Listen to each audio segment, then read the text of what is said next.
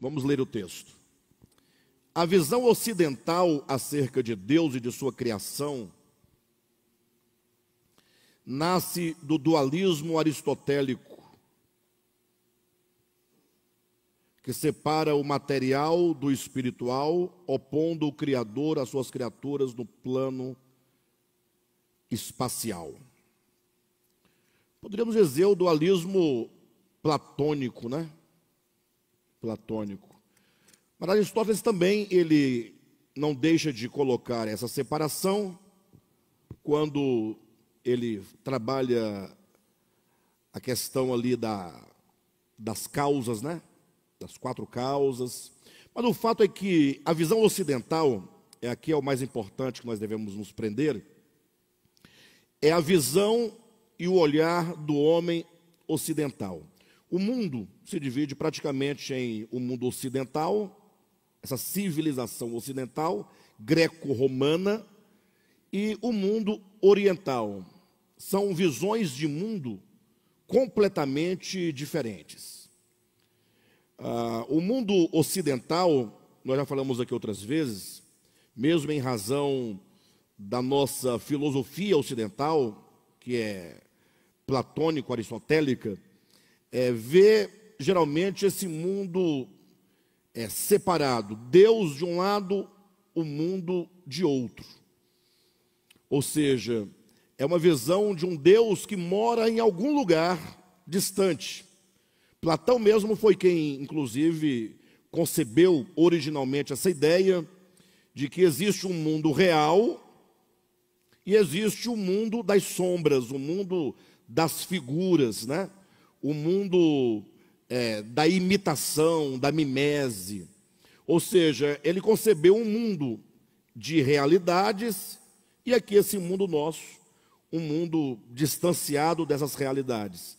Daí ele apregoar a necessidade de um homem, por meio de reminiscências, buscar em si alcançar este mundo ideal, esse mundo transcendente, esse mundo para além do mundo físico. Daí o homem ocidental tem essa visão de Deus, de um Deus transcendente, um Deus lá e o homem aqui. Dessa visão vai nascer, inclusive,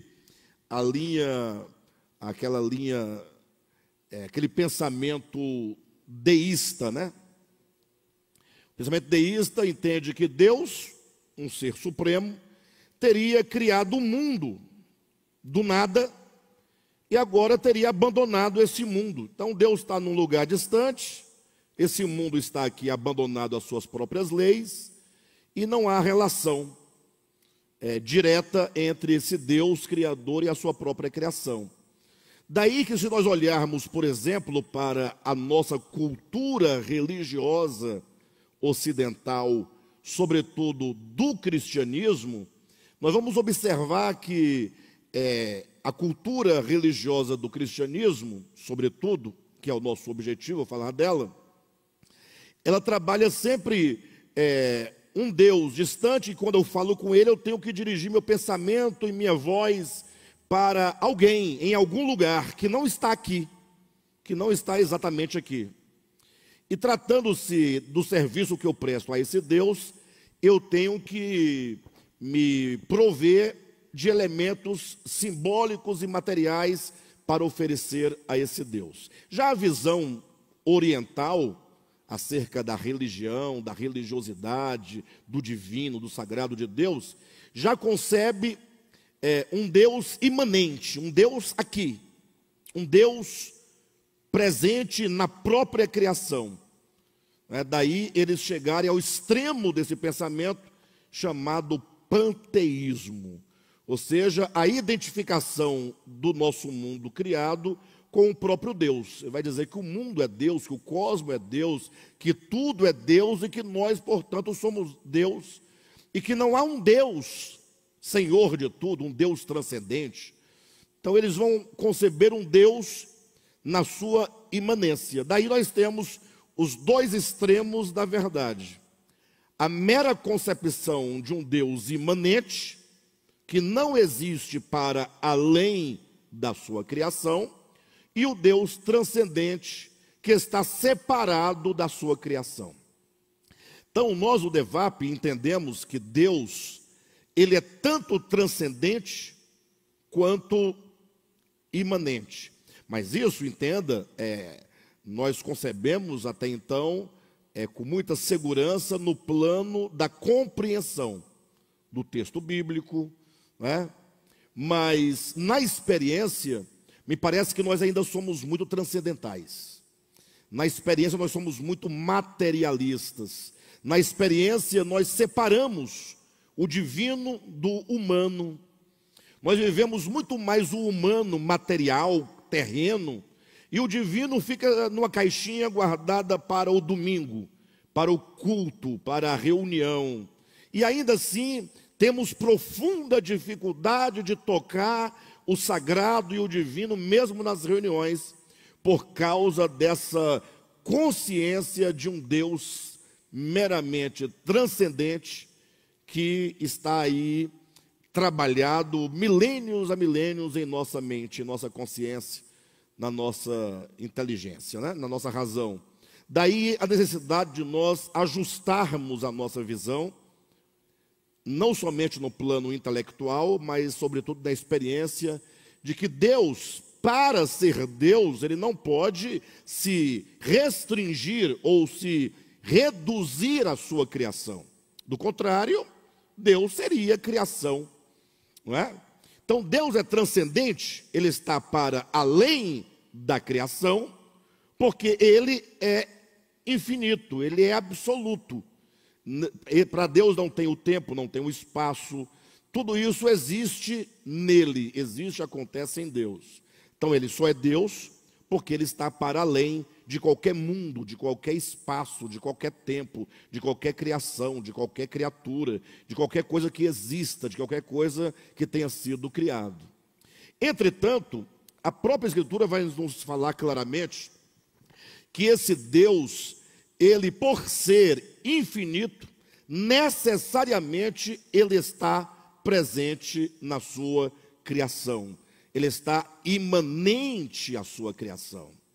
Nós terminamos o nosso estudo de quarta-feira passada, ou de quarta-feira retrasada, falando que há um problema a ser resolvido. Se nós subirmos aí acima das 3 estrelinhas no nosso livro, vamos tocar no problema que nós ficamos de resolver hoje à noite.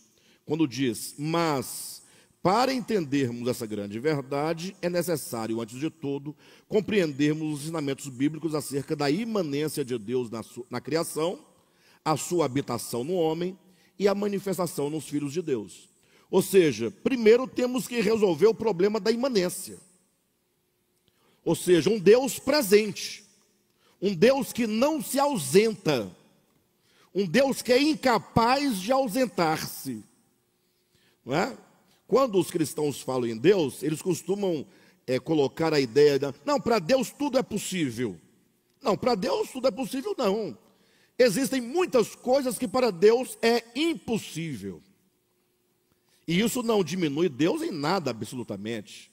Porque não é uma impossibilidade por deficiência, e nem por vício, e nem por incompetência, mas é em razão da sua própria essência, do seu próprio ser, da sua própria natureza. Exemplo, a Bíblia declara alto e bom som: é impossível que Deus minta. Deus não pode mentir. Logo, é impossível para Deus mentir, porque a mentira não é própria da sua natureza. Deus é verdade, Deus é realidade. Ele só pode ser verdade. Deus não pode mentir, porque mentir seria negar a si mesmo, negar a sua própria natureza. A Bíblia diz que Deus é luz, e nele não há treva nenhuma. Entenda luz não enquanto luz do sol, nem de uma lâmpada. Entenda treva não enquanto a ausência dessa luz, mas entenda quanto aos seus atributos. Então, se Deus é luz, no sentido de toda bondade, de toda justiça, do seu amor, da sua graça, da sua misericórdia, ele não pode negar esses atributos, nem pode ser contra esses atributos. Um exemplo muito prático para nós entendermos existe aí uma ideia no meio teológico, escatológico do cristianismo, sobretudo protestante evangélico, que eles falam assim: olha, nós estamos vivendo o tempo da graça, né? Só que um dia essa graça vai acabar. Eles até criaram uma expressão que não é bíblica, mas eles criaram a expressão: o fechamento da porta da graça. Ora, dizer que a porta da graça vai se fechar em algum momento é colocar uma pressão no homem dizendo: ou você se converte urgentemente, ou você corre o risco de amanhã você não ter chance de conversão. Por quê? Porque Deus terá fechado a possibilidade da sua graça te alcançar. Ora, mas a mesma Bíblia não afirma categoricamente que as misericórdias de Deus duram para sempre? Quando diz que as misericórdias de Deus duram para sempre, e essa é a causa de nós não sermos consumidos, ou seja, nós não somos consumidos por causa das misericórdias de Deus. Quer dizer, não fosse a misericórdia de Deus, uma vez que o homem é completamente caído em todas as suas faculdades, e o homem é inclinado ao mal, não fosse a misericórdia de Deus, teríamos sido consumidos. Ou seja, nós só podemos ser por causa da misericórdia de Deus, e essas misericórdias duram para sempre. Logo, Deus não pode negar a sua graça, Deus não pode negar o seu amor, Deus não pode negar a sua bondade. Agora veja, esse Deus, né, por ser então infinito, ele não pode se reduzir à sua criação. Então ele é transcendente. E sendo ele infinito, então ele necessariamente tem que estar na sua criação. Não pode haver nenhum lugar, tratando-se da criação de Deus, do cosmos, onde Deus não esteja. Porque havendo no universo um lugar onde Deus não esteja, esse lugar da ausência de Deus delimitaria a finitude de Deus, determinaria a finitude divina. Então Deus é transcendente? É, mas ele também é imanente. Então nós, do Ocidente, temos que ter um grande esforço para compreender, perceber e experimentar a imanência de Deus. E os nossos irmãos orientais devem ter um esforço enorme para conceber a grandeza de Deus e vê-lo na sua transcendência. Nós buscando a imanência, eles buscando a transcendência. Nós já temos a ideia de transcendência, já concebemos um Deus grande, um Deus maior do que tudo, um Deus absoluto, um Deus que não é criação, um Deus que está para além da criação. E eles compreenderem que a criação é uma obra de Deus, mas não é o próprio Deus, mas que carrega em si a própria essência de Deus. Por que a criação carrega em si a própria essência de Deus? Vamos pensar isso. Ora, porque tudo que existe tem que ter o quê? Um germe, tem que ter uma origem, tem que ter uma causa primordial, tem que ter uma semente. Quando nós falamos aqui no nosso último estudo, nós falávamos que Deus é orgânico. E o que quer dizer que Deus é orgânico? Que Ele não anda fazendo as coisas aparecerem do nada, com uma varinha de condão, uma varinha mágica, com uma expressão mágica, né? Abracadabra, etc e tal. Deus, tudo o que Ele faz tem origem na vida. A vida é o elemento causador, fundador e originador de todas as coisas. Deus, como diz lá em Gênesis capítulo 1, versículo 1, no princípio criou Deus os céus e a terra. Então os céus e a terra são uma obra de criação de Deus. É o trazer à existência aquilo que não havia. E quando Deus traz à existência aquilo que não há, qual é o elemento que traz à existência? Essa é a questão. Essa é a pergunta. A cristandade afirma, ele traz do nada. Ora, mas do nada não pode vir o tudo. Do nada só pode vir nada, absolutamente. Nós sabemos pela própria Escritura que todo o universo foi formado pela palavra de Deus. Mas daí nós temos um outro problema. Quando os cristãos falam, a palavra de Deus é que ele disse, haja luz. Quando ele fala haja, foi aparecendo. E eles esquecem que a palavra de Deus é o próprio Cristo. Cristo é a palavra de Deus. Mas isso está muito distante dos cristãos compreenderem, porque se eles afirmarem que Cristo é a palavra de Deus, eles vão ter que colocar Cristo acima da Bíblia. E eles não querem fazer isso. Porque a Bíblia é a Escritura, ela é palavra de Deus, no que Deus disse, é palavra também de homens que falaram por intermédio de Deus, a partir das suas impressões divinas, mas a Bíblia não é a palavra de Deus.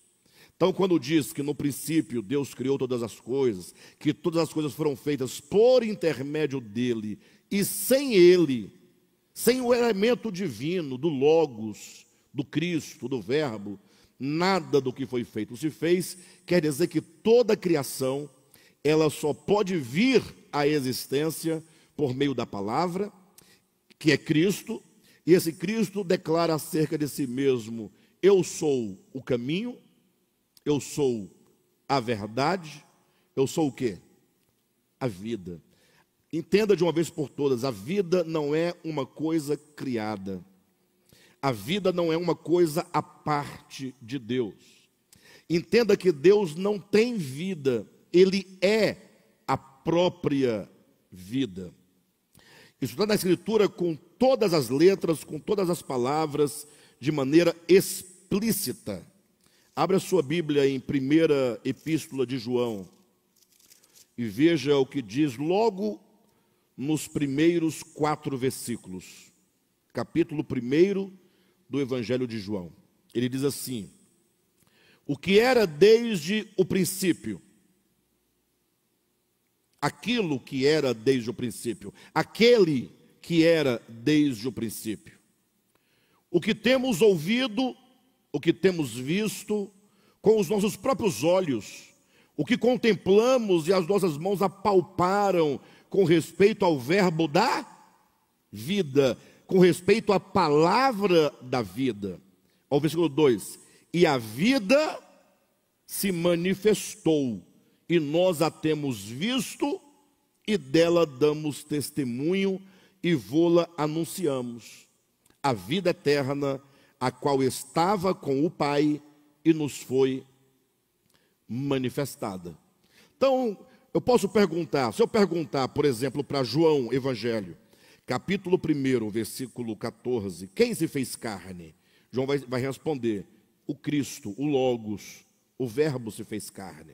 Se eu pergunto para João, na sua primeira epístola, capítulo 1, versículo 2, quem se manifestou? Ele vai responder, a vida se manifestou.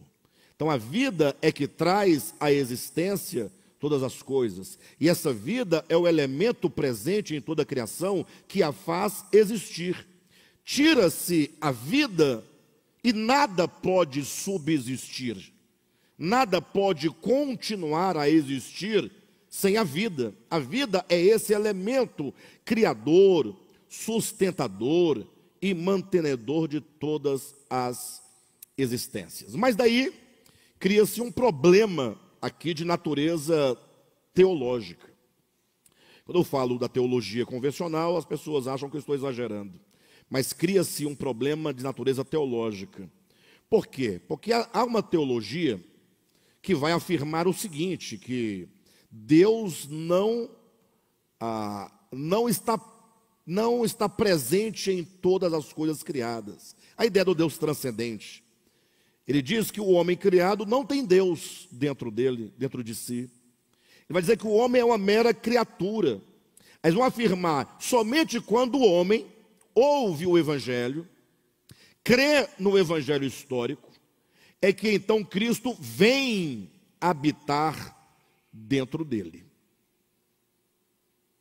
Alguém pode dizer, Alexandre, mas eu não sei onde é que está o problema, porque isso é o que a Bíblia afirma, né? Viremos para ele e faremos nele morada. Ora, se Deus virá para fazer morada, logo ele não pode estar dentro do homem. E aqui, portanto, está uma questão muito simples, que é a diferença da imanência de Deus para a habitação de Deus. Eu vou trazer aqui um exemplo muito prático para nós podermos entender uma coisa. Essa questão da imanência e da habitação, né, do lar. A palavra habitação de Deus, ela equivale a relacionamento. Relacionamento em amor, intimidade. Imaginem vocês que todas as pessoas, elas querem uma casa. Tem até um programa do governo chamado Minha Casa, Minha Vida. Minha Vida. É um nome bonito, né? É um nome bonito. Não deixa de ser um nome bem elegante para um programa habitacional. Mas o fato é que as pessoas lutam para obter uma casa e trabalham a vida inteira para conseguir uma casa, mas nem sempre, quando alguém tem uma casa, ela tem um lar.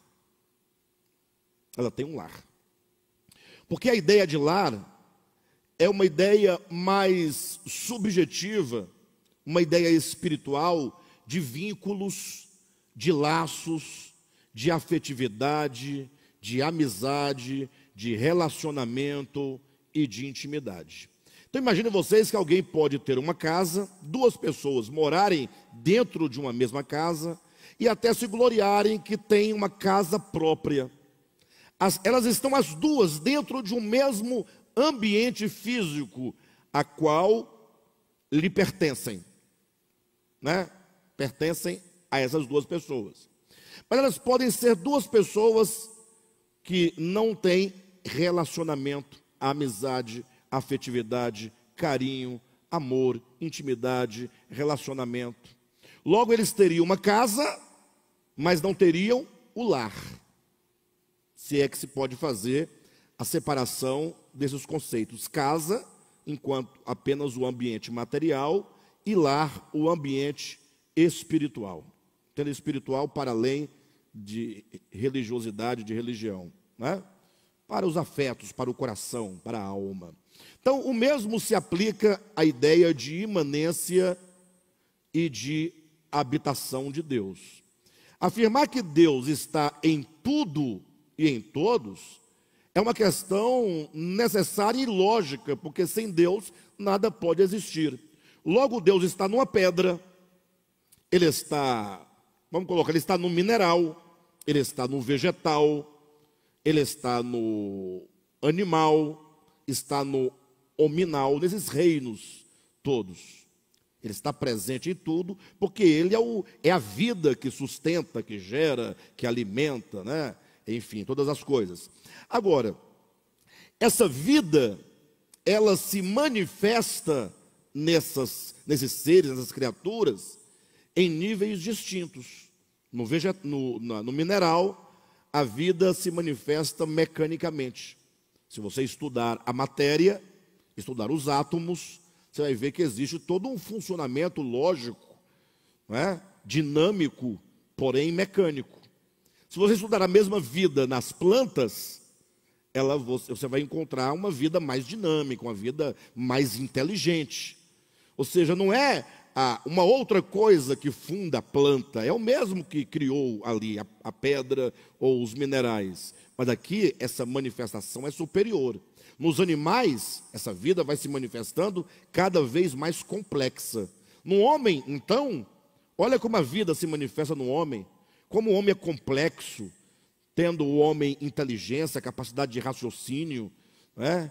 De perscrutar, de questionar, de perguntar, de conhecer, de elaborar, de criar, de fazer.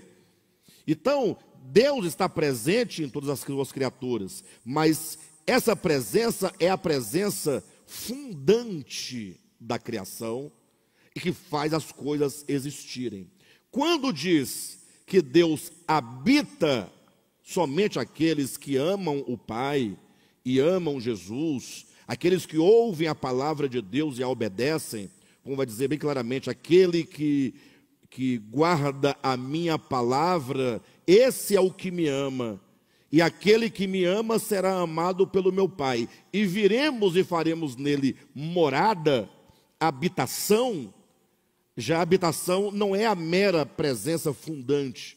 Quer dizer que agora Deus e o homem entram em um relacionamento de vida, de intimidade, de convivência, de comunhão, de conhecimento. Vocês vão observar que tanto o Antigo quanto o Novo Testamento, sobretudo o Novo, quando fala da vida eterna, quando fala do nosso relacionamento com Deus, vai usar a palavra conhecer. A vida eterna é esta, que te conheçam a ti, o único Deus verdadeiro, e a Jesus Cristo a quem enviaste. Que é nós devemos buscar a conhecer a Deus, né? Que nós possamos conhecer a Deus e continuar a conhecê-lo, como diz o profeta Oséias. Essa palavra conhecer quer dizer exatamente que nós possamos ter relacionamento com a própria divindade, que é o que faz essa presença de Deus comum a todos se tornar habitação. Então Deus habita o homem quando o homem ouve a sua voz, o reconhece e abre as portas do seu coração e o convida para a mesa da comunhão. É aquilo que está lá, por exemplo, em Apocalipse, no capítulo 3, quando é dito à igreja de Laodiceia, né? Eis que eu estou à porta e bato. Se alguém ouvir a minha voz e abrir a porta do seu coração, eu entrarei. Mas veja a linguagem da Bíblia. Ora, se abrir a porta, ouvir a voz e abrir a porta, eu entrarei e cearei com ele e ele comigo. Será que quer dizer que Jesus está literalmente do lado de fora de você? Ou ele está dizendo, eu preciso de comunhão? Olha a metáfora. Eu entrarei e cearei com ele. É uma mesa. A mesa que implica comunhão, que implica intimidade, que implica reconciliação, que implica paz, que implica o amor, que implica relacionamento. Tanto é verdade que Jesus, numa certa ocasião, ele falando da manifestação do reino dos céus, ele diz assim, olha, muitos virão do ocidente e do oriente. Ele está falando para os judeus, né? Muitos virão do ocidente e do oriente e se assentarão à mesa com Abraão, Isaque e Jacó. Como é que as pessoas, ao lerem esse texto, entendem? Eles pensam que nas bodas do Cordeiro, houve essa semana, vai haver uma grande mesa, nós vamos sentar à mesa com Abraão, Isaque e Jacó. Sentado à mesa. Né? Tudo bem que haja essa mesa e que nós nos assentemos lá, mas a ideia da mesa é a ideia primária. Mesa são as riquezas do Evangelho. As riquezas de Deus disponíveis ao homem. E assentar-se a essa mesa é ser recebido na mesa da comunhão. Deus com o seu povo. E quando diz Abraão, Isaque e Jacó, quer dizer que os que vêm do Oriente, os que vêm do Ocidente, uma vez que não são judeus, não são filhos de Abraão, Isaque e Jacó, não são descendentes carnais de Abraão, Isaque e Jacó, mas eles são convidados e fazem parte da mesma aliança que Deus fez com Abraão, Isaque e Jacó. Quer dizer que os gentios, eles também têm acesso à mesma comunhão. Então, dizer, entrarei em sua casa e cearei com ele e ele comigo, fala dessa intimidade, dessa comunhão, e tudo isso implica o habitar de Deus no homem. Então, Deus está presente em todos os homens, porque é impossível que não esteja, tanto pela sua imanência, quanto pela sua infinitude, quanto pelo fato de ele ser a vida que gera, que sustenta, que alimenta, que organiza todas as coisas. Porém, essa vida, em algum momento, esse homem terá de encontrar dentro de si, como aquele homem que encontrou um tesouro escondido no campo, encontrar esse Deus imanente, esse Deus dentro de si, e então agora se aproximar desse Deus no seu espírito, e agora ter comunhão com esse Deus, estar em harmonia com esse Deus, estar em um relacionamento com Deus. E é, portanto, essa intimidade, esse relacionamento, essa comunhão, esse conhecer constante, tudo isso é o que significa Deus habitar no homem. Logo, Deus, primeira verdade, já está aí em você. Ele não vem de nenhum outro lugar. Ele já está aí. Ele está aí. Essa é a primeira verdade que você tem que compreender. E logo você tem que parar de ficar buscando Deus em algum lugar. Mas isso está na Escritura, muito claramente. Lembra quando o apóstolo Paulo diz, né, todo aquele que invocar o nome do Senhor será salvo? Não tem isso na Bíblia? Lá em Romanos, no capítulo 10, todo aquele que invocar o nome do Senhor será salvo. Você já pode pensar na palavra invocar? Tem invocar e tem evocar. Tem um I e tem um E. Invocar vem do sentido de dentro. Vocar, de vocalizar, de voz, chamar de dentro. Só pode invocar Deus de dentro que está dentro de você. Invocar, trazê-lo a si, despertá-lo de si. Mas aí o apóstolo Paulo continua explicando, ora, mas Deus não está tão distante assim que você não possa não encontrá-lo. Eu vou ler com vocês o texto, porque o texto é maravilhoso. Romanos capítulo 10. Versículo 6 em diante. Diz assim: mas a justiça decorrente da fé, assim diz. Então, a justiça proveniente da fé, ela diz. O que essa justiça que provém da fé diz? Não perguntes em teu coração. Não diga no teu coração: quem subirá ao céu? Olha aí. Olha a ideia da transcendência, da mera transcendência. Cuidado, porque isso aqui não nega a transcendência. Até porque a transcendência divina, ela está para além do homem. Esquece isso, o homem nunca vai tocar o Deus transcendente. Nunca. Paulo já falou isso a Timóteo.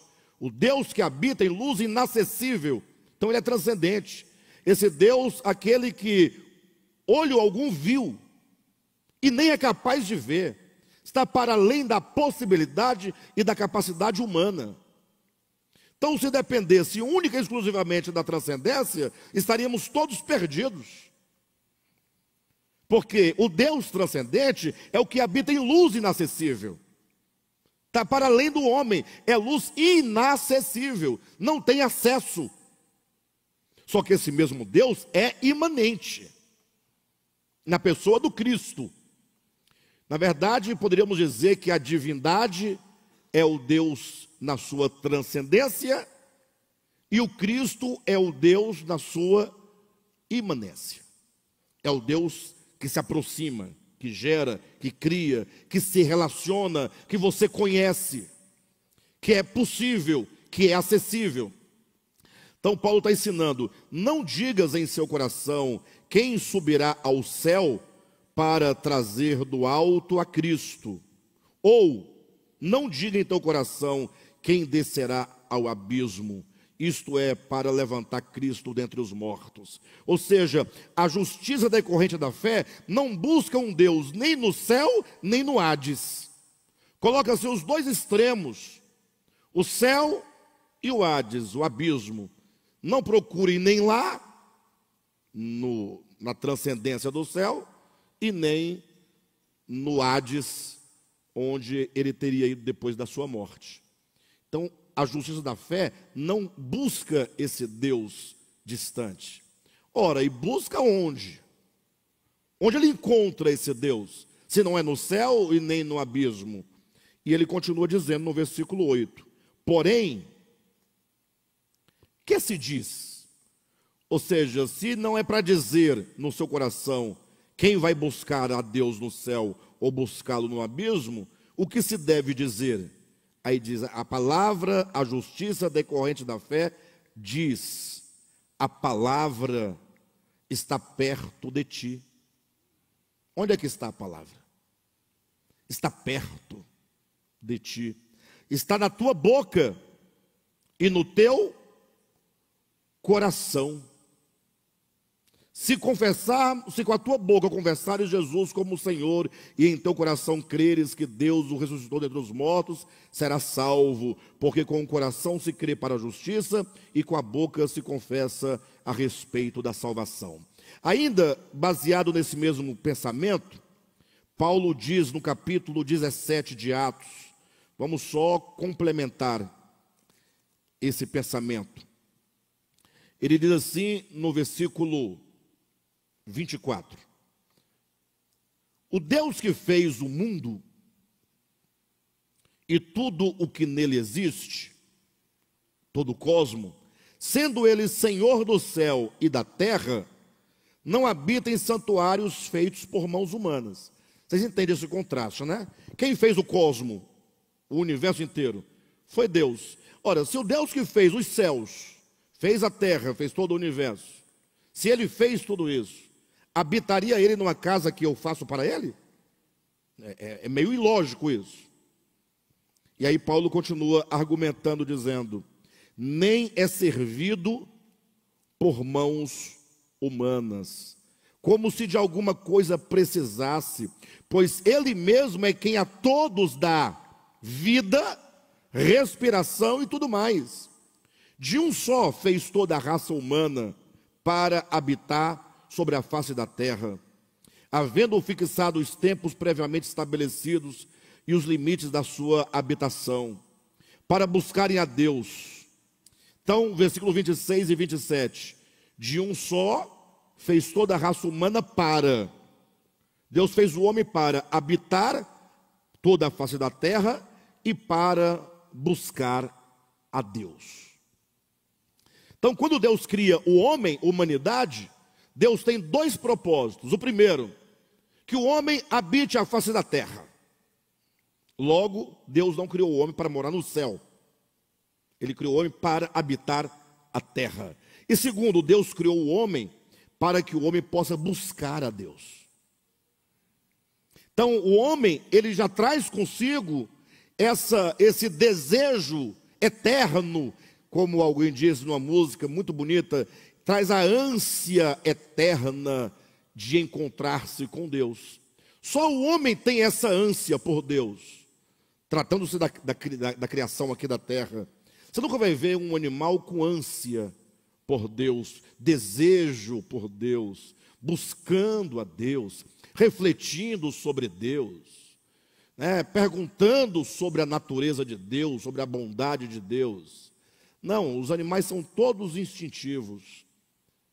Embora louvem a Deus instintivamente pela própria natureza deles, mas o homem, todos os homens em todos os tempos, em todos os lugares, buscam a Deus. Até o ateu que diz que Deus não existe, ele vive em função de lutar contra aquilo que ele diz que não existe. É uma loucura. Se algo não existe, por que você luta contra isso? Por que você prega isso? Não existe, então, por que aquilo que não há te incomoda tanto? Mas não, ele tem que estar sempre afirmando e dizendo que Deus não existe. Essa é uma maneira negativa de lidar com a ânsia da sua alma e do seu coração. Um dos grandes ateus, do ponto de vista filosófico, digamos assim, ninguém pode falar efetivamente do coração de ninguém, porque ninguém conhece o coração do homem. Mas um dos grandes ateus seria o Friedrich Nietzsche. E no final da sua vida, Depois busquem vocês em casa e façam a leitura, a oração de Nietzsche ao Deus desconhecido. Nietzsche fez uma oração, e nessa oração ele diz que ele se dirigia naquele momento a Deus, ao Deus que ele por toda a sua vida buscou e que nunca o encontrou. Ele dizia se dirigir ao Deus desconhecido. Ou seja, ele reconhece que há um Deus, embora ele assuma não tê-lo encontrado. Mas veja como que Paulo deixa claro que todos os homens que existem, porque toda a raça humana foi criada de um só princípio, e que toda a raça humana, portanto, foi criada para buscar a Deus. Logo, o homem busca a Deus, essa ânsia por Deus que está no coração de todo homem. Versículo 27 de Atos 17, para buscarem a Deus, se porventura, tateando, o possam achar. Ou seja, ele diz que o homem tateando, apalpando, como uma pessoa desprovida da visão, que por não enxergar as coisas, busca algo com o tato. Então é assim que o homem se encontra sobre a terra. Em razão do pecado, ele está buscando, mas ele está como que tateando. Só que o problema é que quem está procurando algo tateando, procura algo fora de si. Sim ou não? E olha o que Paulo então faz para corrigir essa questão. Ele diz: se porventura tateando possam achar, bem que não está longe de cada um de vós. Deus não está longe. Não está longe quer dizer que Ele está perto. Não diga em teu coração quem subirá aos céus, que descerá ao abismo. Você foi criado para buscar a Deus, você busca a Deus, mas onde você o procura? Tateando, como quem tenta alcançar os céus ou tocar o abismo. Mas diz, não, mas Ele não está longe de você. Não precisa ir buscá-lo tão longe, Ele está perto de você. Isso aqui é imanência divina. E para que ninguém tenha dúvida do significado profundo de imanência divina, Paulo vai definir o que é aqui essa imanência divina. Quando diz, eu vou ler o 27 novamente para seguir adiante. Para buscarem a Deus, se porventura tateando possam achar. Bem que não está longe de cada um de nós, pois nele vivemos. Ora, se eu vivo em Deus, esse Deus é imanente à criação. Não é um Deus que está lá e nós estamos aqui. Não, a criação só pode existir nele. É o que Paulo vai dizer em outro lugar com aquela conhecida fórmula, Pois nele, para ele e por meio dele são todas as coisas. Todas as coisas são para, é destino. Ele é o herdeiro de todas as coisas. Tudo foi feito para ele. Tudo foi feito por ele, ele é o agente. E tudo foi feito nele, ele é o lugar. Isso é imanência. Neste momento nós estamos nele. Isso é uma verdade que não é uma verdade, digamos assim, do cristianismo, que vamos acusar, porque vocês cristãos, vocês evangélicos, vocês da Bíblia, não, engano seu. Isso vem muito antes de haver cristianismo, inclusive nem do judaísmo isso vem. Até porque a visão judaica, se você ler o Antigo Testamento, é a ideia de um Deus transcendente, que eventualmente vinha fazer uma visitinha aqui na terra. Vinha fazer uma visitinha por aqui. Paulo vai dizendo aqui então no versículo 28, pois nele vivemos, nele nos movemos e nele existimos. Quando diz nele existimos, quer dizer que dele saímos. Vocês sabem o que é existir, né? Existir. Se você pegar a palavra existir, esse X, que começa a palavra existir, é aqui um termo que quer dizer para fora. Nós usamos esse X todo dia, né? Você vai comprar uma tinta para pintar sua casa, a pessoa pergunta, é para pintura interior ou exterior, do lado de fora, para fora. Então, quando diz nele existimos, quer dizer, é dele que nós nascemos, que nós brotamos, que nós emanamos, como emanação dele.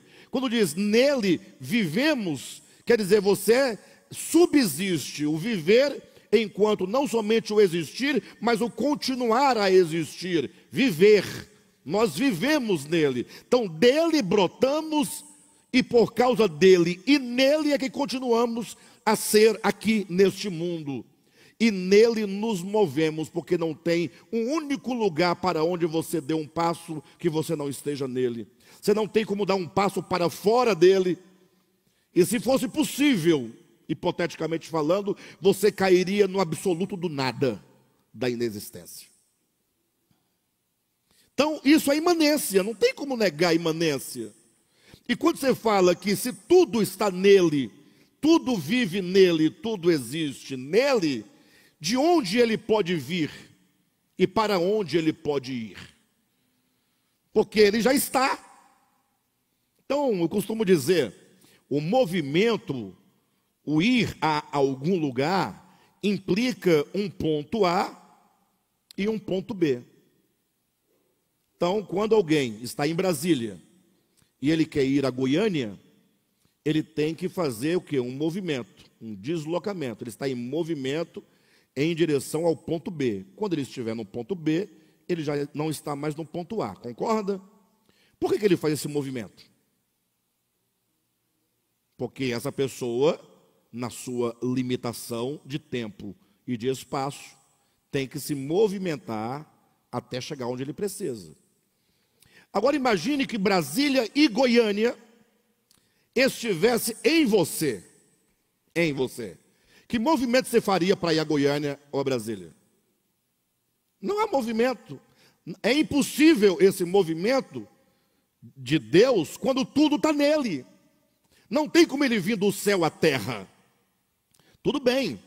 Eu sei que a Bíblia vai dizer centenas ou milhares de vezes essas ideias. Um exemplo prático e clássico é quando, lá em Gênesis capítulo 11, né, Deus diz assim, olha, eu ouvi dizer que lá na terra os homens estão construindo uma torre.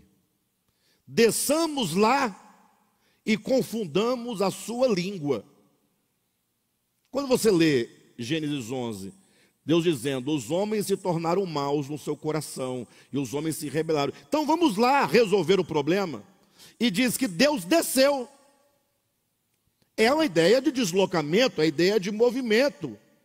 Mas isso, para você que é crente e acredita em Deus, num Deus absoluto, num Deus onipresente, você tem que entender que isso é apenas uma linguagem antropomórfica, uma linguagem humana para se referir a Deus. Mas Deus não tem nada a ver com isso. É uma linguagem. Deus está para além de qualquer linguagem. Deus é inefável. Não se pode falar de Deus na sua real essência, porque não há palavras que possa defini-lo, não há palavras que possa traduzi-lo. Não há. Você chega também em Gênesis no capítulo 18, você vai encontrar ali, antes da destruição de Sodoma e Gomorra, um diálogo de Deus, né, dizendo, eu ouvi dizer, olha a ideia, eu ouvi dizer que lá em Sodoma os homens estão clamando, há um clamor. Então, se ele ouviu dizer, ele não sabe, sim ou não? E é bem capaz que teve um fofoqueiro que contou para ele. Se ele ouviu dizer, alguém disse. E como Deus ficou na dúvida, seu fofoqueiro, você sabe que a gente não pode confiar em fofoqueiro. Não pode. Mas na dúvida, vamos lá. Aí Deus fala, vamos lá verificar se é assim mesmo, conforme nós ouvimos dizer. Olha a ideia. Ah, mas então a Bíblia está errada? Não, querido, não está errada. A Bíblia é só um livro humano barra divino. Divino porque fala acerca do divino. Humano porque é escrito por homem em linguagem humana. Não tem como um homem escrever algo em linguagem celestial. Para disso. É verdade que hoje em dia alguém vai dizer, não, mas nós falamos línguas estranhas, língua dos anjos. Ah, para! Bem, pode até haver algum dom específico para uma ocasião muito específica, segundo a economia de Deus. Deus pode fazer acontecer coisas muito grandes, de acordo com a vontade dEle, com os propósitos dEle. Agora, quando você ouvir dizer essas línguas por aí de anjos, que você vai ouvir the power, eu não sei nem dizer essas coisas, nem me dou aqui ao trabalho de decorar essas frases, né? Mas é isso aí, mistura uma coisa com a outra. Aí depois para dizer, não é língua estranha, isso aqui foi só... Aí tem que ficar arranjando as coisas para dizer. A pessoa quer se passar por alguém que tem um dom, e na verdade não está dizendo nada, porque ele imitou o outro já falou por ignorância. Porque quando alguém... Tem que ser mais inteligente. Ô pessoal, olha para mim, vem cá, você que gosta de falar em língua, presta atenção. Quer imitar uma língua de um país, uma coisa, para dizer que é Deus? Estuda em casa. Faz um texto bonito, elegante, com palavras maravilhosas, com sentido, joga na IA, coloca ela para colocar em inglês, e aí você treina. Aí, agora, criar frases desconexas, opa, não é nem frases desconexas, porque para ser frase tem que ter sentido. Se não tem sentido, nem frase é. Tem que ser mais inteligente, pessoal. Ah, não é possível. Não se faz mais enganador como antigamente, né? Não se faz mais enganador como antigamente. Mas continuando aqui o nosso texto da imanência, Paulo diz assim no versículo 28, pois nele vivemos e nos movemos e existimos, como alguns dos vossos poetas têm dito. Agora Paulo, preste atenção, ele está aqui em Atenas, na Grécia, no Aerópago, numa grande praça em que havia ali vários altares de deuses. Ele está aqui no meio de filósofos gregos. Então Paulo não está dizendo para os plebeus, não, para os bárbaros, não. Ele está conversando com pessoas de alto conhecimento filosófico. Por isso que Deus escolheu Paulo para levar o evangelho aos gentios, porque ao ir em direção aos gentios, certamente encontraria com pessoas de alto entendimento e conhecimento filosófico, e seria preciso, portanto, um cosmopolita para lidar com essa gente e pregar para elas o evangelho. Então Paulo começa a pregar, e aí num dado momento ele vai dizer, olha, isso que eu estou dizendo aqui, sobre essa imanência, essa busca, esse encontrar Deus em si, isso os vossos poetas foi quem disseram. Ou seja, Paulo vai buscar um fundamento de verdade entre os próprios filósofos e poetas gregos. Porque isso é verdade. Paulo está afirmando enquanto evangelho.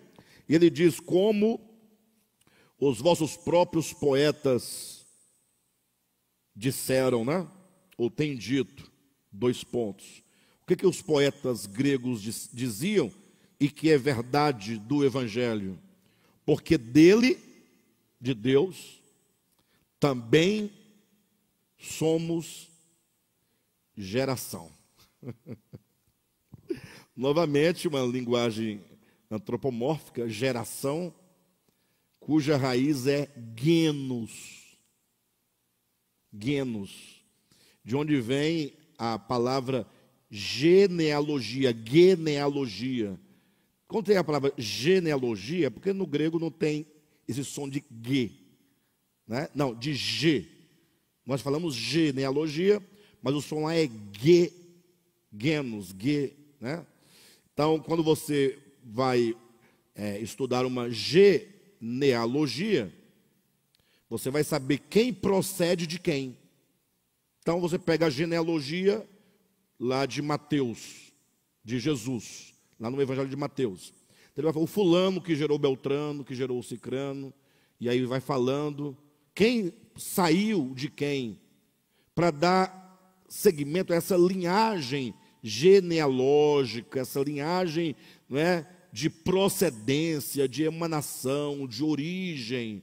Então Paulo vai dizer, porque de Deus somos geração. Ou seja, você não veio do nada, você veio de Deus, gerado de Deus, do genos de Deus, do gene, genealogia, geração, gene. Se você quer saber se você é filho do seu pai mesmo, você faz o quê? Um DNA. Então vai olhar ali os genes, né? Que também vem a palavra Gênesis, origem. O livro da Bíblia, a origem de todas as coisas. Então, é muito claro a Escritura quando diz sobre essa imanência divina. Bem, eu creio que deu para entender o que é imanência, né? Agora, cabe a nós agora, além de compreender, buscar a experiência da imanência divina, tá? Então, como diz o nosso texto na página 148, a partir das 3 estrelinhas, diz assim, olha, a visão ocidental acerca de Deus e de sua criação nasce do dualismo aristotélico que separa o material do espiritual, opondo o Criador às suas criaturas no plano espacial.